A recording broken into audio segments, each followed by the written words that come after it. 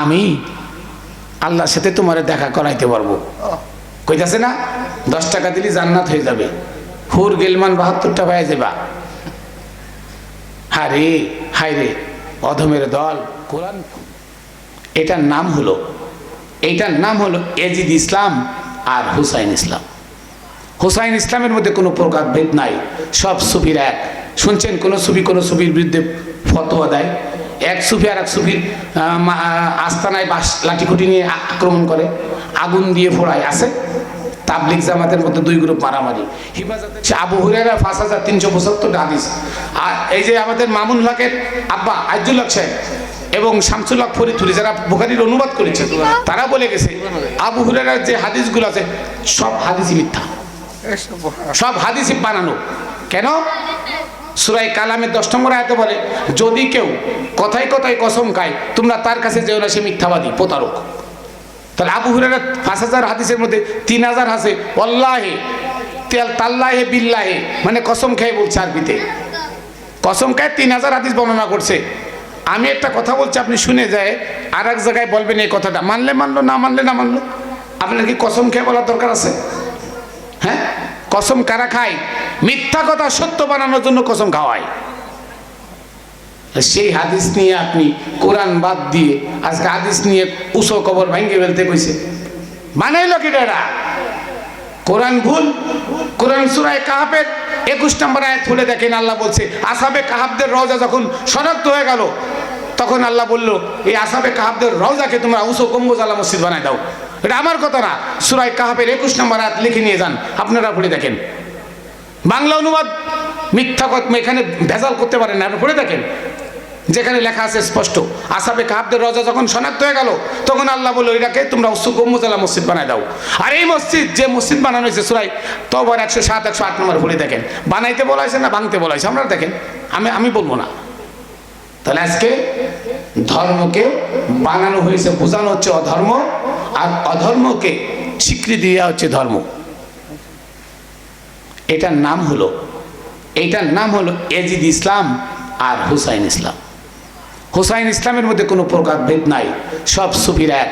শুনছেন কোনো সুফির বিরুদ্ধে ফতোয়া দেয়, এক সুফি আর এক সুফির আস্তানায় বাস লাঠিকুটি নিয়ে আক্রমণ করে, আগুন দিয়ে ফোড়ায়। আছে তাবলিগ জামাতের মধ্যে 2 গ্রুপ মারামারি, হিফাজতের মধ্যে মারামারি, সরমুনাইকের মধ্যে মারামারি, জামাত ইসলামের মধ্যে মারামারি, আহলে হাদিসরা 16 দল হয়েছে তাদের মধ্যে মারামারি, আহলে সালাফিরা 10 দল তাদের মধ্যে মারামারি। হচ্ছে না?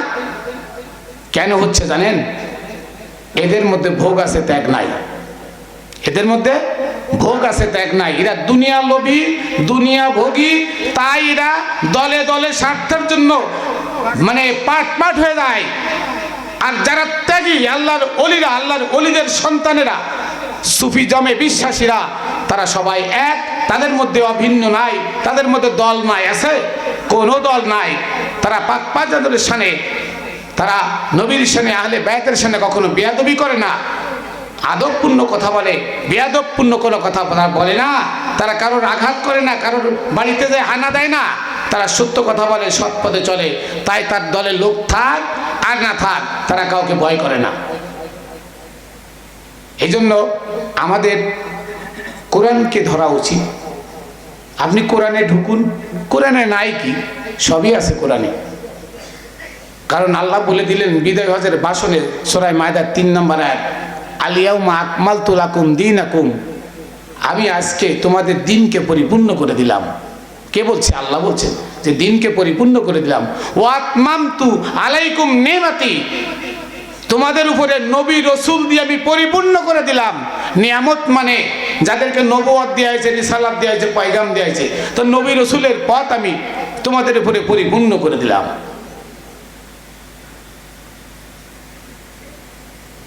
আল্লাহ তাআলা সূরা আল ইমরানে দেখেন, নবীদের ওলি সম্পর্কে আমি কয়েকটা কথা বলবো, ওলিদের পাওয়ার। আল্লাহ তাআলা সূরা আল ইমরানে 81 নম্বর আয়াতে বলেন, ওয়াইজা আখাযনা মিসাকান নাবিয়িন, আমি সমস্ত নবীদের থেকে অঙ্গীকার নিলাম। কোথায়? আলমে আরো হয় কি, যে তোমাদের কাছে যে কিতাব এবং হিকমত দিয়েছি, ওই কিতাব আর হিকমতের সত্যতা মানে প্রচারের জন্য তোমাদের কাছে আমার রসুল যাবে। আল্লাহ অলিদেরকে আল্লাহ 4টে ভাষায় ব্যবহার করেছেন, রসুল, অলি, মুর্শিদ হাদি, কয়টা ভাষা? রসুল, অলি, মুর্শিদ, হাদি, সব ভাষার একই অর্থ। হাদি অর্থ হচ্ছে হৃদায়ত দানকারী, মুর্শিদ পথ প্রদর্শক, অলি অভিভাবক, রসুল সম্যক গুরু। তাহলে চারটা মিলে কি এক না? তা সূরা আল ইমরানের 81 নম্বর আয়াতে বলছে যে হে নবীরা, যারা নবী তাদেরকে বলছে হে নবীরা, তোমাদের কাছে যে কিতাব এবং হিকমত আমি দান করব, রসুলের কাছে কোনো কিতাব দেয় না, কিতাব কার কাছে দেয়? নবীরে দেয়। দান করব, ওইটাকে প্রচার, সত্যতা প্রচার করার জন্য তোমাদের কাছে আমার রসুল যাবে, তোমরা তাদেরকে বিশ্বাস করবে এবং তাদেরকে সাহায্য করবে। তাহলে আল্লাহ অলিরা যে আসবে, আল্লাহ সমস্ত নবীদের কাছে এটা বলে দিলেন। এবং অলিদের কত পাওয়ার! সূরা নামলের 38, 39, 40 নম্বর তিনটা আয়াত। হুদুদ পাখি এসে সুলাইমানকে বলল, হে সুলাইমান, রানী বিলকিস তার দলবল নিয়ে তোমার কাছে আত্মসমর্পণের জন্য আসতেছে। সুলাইমান উঠে দাঁড়ায়, পাগল হয়ে গেছে, রানী বিলকিসকে আমি বসতে দেবো কোথায়? তখন সুলাইমান বলল, কেউ আসো আমার দরবারে যে বিলকিসের চেয়ারটা আমাকে মুহূর্তের মধ্যে এনে দিবে। তখন এক জিন, শক্তিশালী জিন উঠে বলল, হে সুলাইমান, তুমি তোমার জায়গা থেকে দাঁড়াও, আমি এনে দেব। সুলাইমান বলছে, তা হবে না, আমাকে আরো দ্রুত এনে দিতে হবে। তখন আসিফ বিন বারখিয়া, একজন আল্লাহর ওলি রসুল, যার কাছে কিতাবের জ্ঞান আছে, মানে যে জিন্দা কিতাব, একজন আল্লাহর ওলি, সে বলছে, হে সুলাইমান, তুমি খালি একটা পলক মারো, একটা পলক মারো, আমি পলকের ভিতরে এনে দেবো। 1 সেকেন্ড না, 1 সেকেন্ড, একটা পলক মারতে 1 সেকেন্ড লাগে? 1 সেকেন্ডের 4 ভাগের 1 ভাগ টাইম তুমি আমাকে দাও, আমি তোমাকে চেয়ারটা এনে দিচ্ছি। সুলাইমান চোখের পলক ফেলায় সামনে দেখে চেয়ার, সামনে চেয়ার খাড়া। তো সুলাইমান বলল, আল্লাহ আমাকে অনুগ্রহ করেছে, দয়া করেছে আমাকে পরীক্ষা করার জন্য, যে আমি তার কুফুরি করি, শুকরিয়া আদায় করি নাকি কুফুরি করি। কথা বুঝছেন? তাহলে একজন আল্লাহর ওলির এতটা পাওয়ার যে একজন নবী যা পারে নাই, আল্লাহর ওলি তা করে দেখাইছে। তা কার ক্ষমতা বেশি? নবীদের থেকে আল্লাহর ক্ষমতা বেশি। কেন? নবীদেরকে আল্লাহ ইলহাম ওহী নাযিল করে একজনের মাধ্যমে, আর একজন আল্লাহর ওলি ইলহাম ওহী পায় সরাসরি আল্লাহর সাথে, তার কি সম্পর্ক। মুসার ইতিহাস আপনার সূরা কাহফের 60 থেকে 82 নম্বর আয়াত মুসার ঘটনা বলা আছে। ওই জামানায় মুসাকে জিজ্ঞেস করা হয়েছিল, হে মুসা, এই জামানায় শ্রেষ্ঠ জ্ঞানী কে? মুসা বলল, আমি। আল্লাহ বলল, ও মুসা, না, তোমার একজন উম্মত তোমার থেকে জ্ঞানী, সে একজন ওলি, সে তোমার থেকে জ্ঞানী, তুমি তার কাছে যাও। নেয় না, খিজিরের কাছে গেল, যায় খিজির নৌকা ফুটো করে দিল, নৌকায় পার হইলো, ফুটো করে দিল। ওই যে বাচ্চা নৌকাটা নিয়ে যাবে, ভালো নৌকা দেখলে, একটা বাচ্চা সামনেতে যাচ্ছিল, তারা কেটে ফেললো। একবারে যে খাবার চাইলো দিল না, তার সে বাড়ির অলটা নির্মাণ করে দিল। শর্টে বলি, তার মানে 3 জায়গার খবর মুসা নবী সে জানে না, কিন্তু খিদির জানে। তাহলে কার পাওয়ার বেশি?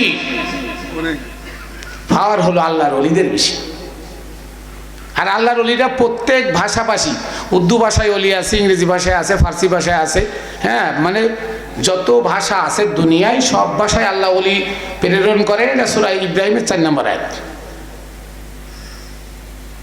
সূরা লুকমানের 6 নম্বর আয়াত, ওয়ালি কুল্লি কওমিন হাদ, আমি প্রত্যেক কওমের জন্য হাদি প্রেরণ করি।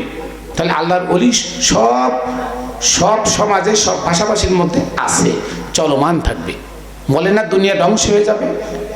আল্লাহ বলে কি, সুন্নাতাল্লাতী কদ খলাত মিন ক্বাবল, যে আমার এই নিয়মের, আমার যে নিয়ম, এই নিয়ম তোমার আগে অনেক লোক চলে গেছে, তুমি আসো, তোমার পরে আসবে, চলতে থাকবে।